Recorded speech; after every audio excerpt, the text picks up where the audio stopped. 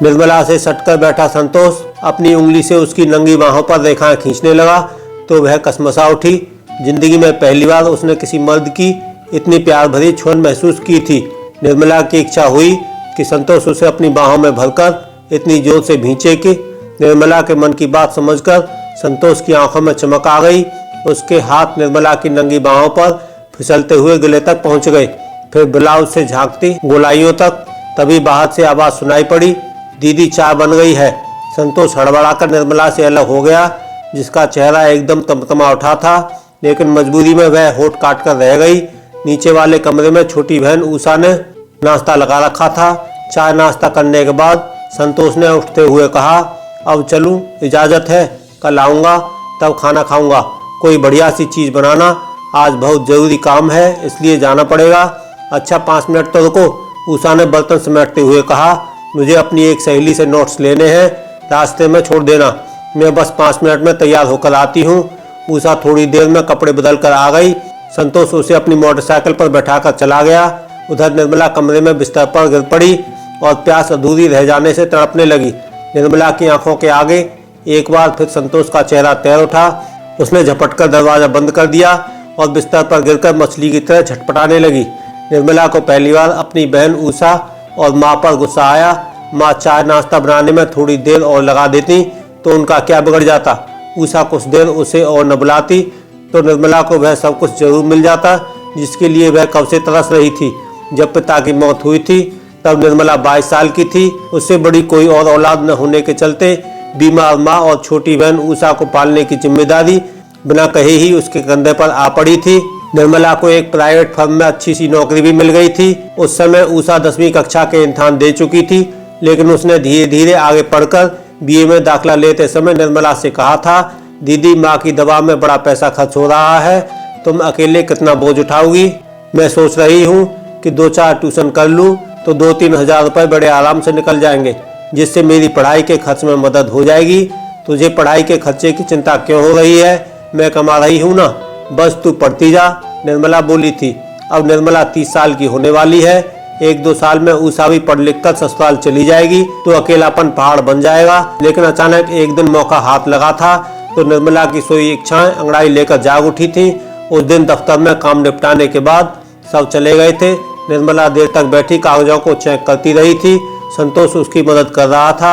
आखिरकार रात के 10 बजे फाइल समेटकर वह उठी तो संतोष ने हंसकर कहा था, इस समय तो ऑटो रिक्शा या टैक्सी भी नहीं मिलेगी, इसलिए मैं आपको मोटरसाइकिल से घर छोड़ देता हूँ।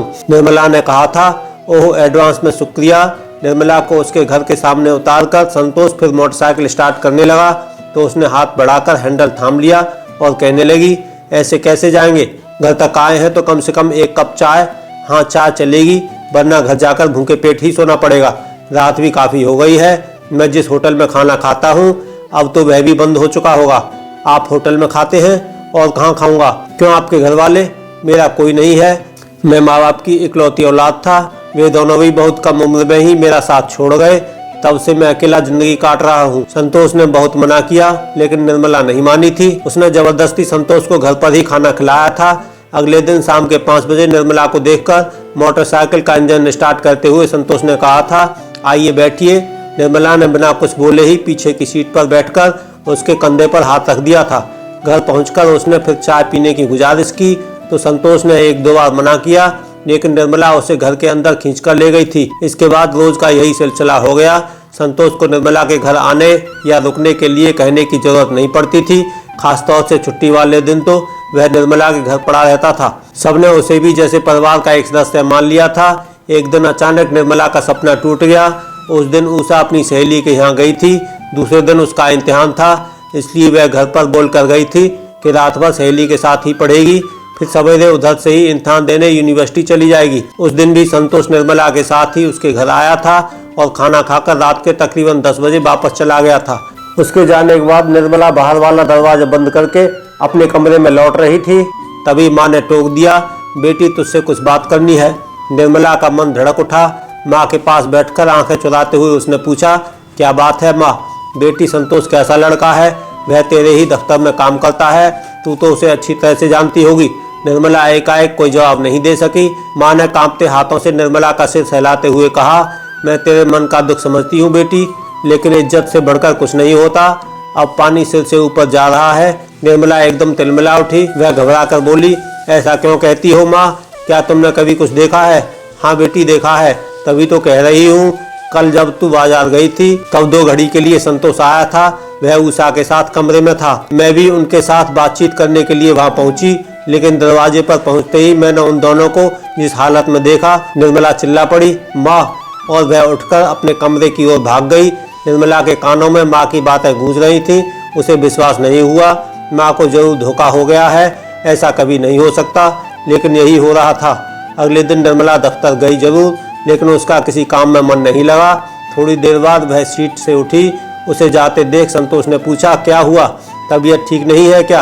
निर्मला ने भर्राई आवाज़ में कहा, मेरी एक खास सहेली बीमार है, मैं उसे ही देखने जा रही हूँ। कितनी देर में लौटोगी? मैं उधर से ही घर चली जाऊंगी। बहाना बनाकर निर्मला जल्दी से बाहर निकल आई। ऑटो रिक्शा करके वह सीधे घर पहुंची। माँ दवा खाकर सो रही थी। उषा शायद अपने कमरे में पढ़ाई कर रही थी। बाहर का दरवाजा अंदर से बंद नहीं था। इस लापरवाही पर उसे गुस्सा तो आया, लेकिन बिना कुछ बोले चुपचाप दरवाजा बंद करके वह ऊपर अपने कमरे में चली गई। इसके आधे घंटे बाद ही बाहर मोटरसाइकिल के रुकने की आवाज़ सुनाई पड़ी। निर्मला को समझते देर नहीं लगी कि जरूर संतोष आया होगा। निर्मला कब तक अपने को रोकती, आखिर नहीं रहा गया तो वह दबे पे सीढ़ियां उतरकर नीचे पहुंची। माँ सो रही थी। वह बिना आहट किए उषा के कमरे के सामने जाकर खड़ी हो गई और दरवाजे की एक दरार से आंख सटाकर झांकने लगी। भीतर संतोष और उषा दोनों एक दूसरे में डूबे हुए थे। उषा ने इठलाते हुए कहा, छोड़ो मुझे, कभी तो इतना प्यार दिखाते हो और कभी ऐसे बन जाते हो जैसे मुझे पहचानते नहीं। संतोष ने उषा को प्यार जताते हुए कहा, यह तो तुम्हारी दीदी के सामने मुझे दिखावा करना पड़ता है। उषा ने हंसकर बोला, बेचारी दीदी कितनी सीधी है, सोचती होंगी कि तुम उनके पीछे दीवाने हो।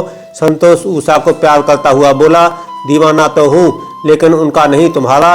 कुछ पल के बाद वे दोनों वासना के सागर में डूबने उतरने लगे। निर्मला होठों पर दांत गड़ाए अंदर का नज़ारा देखती रही। फिर एकाएक उसकी आंखों में बदले की भावना कौंध उठी। उसने दरवाजा थपथपाते हुए पूछा, संतोष आए हैं क्या?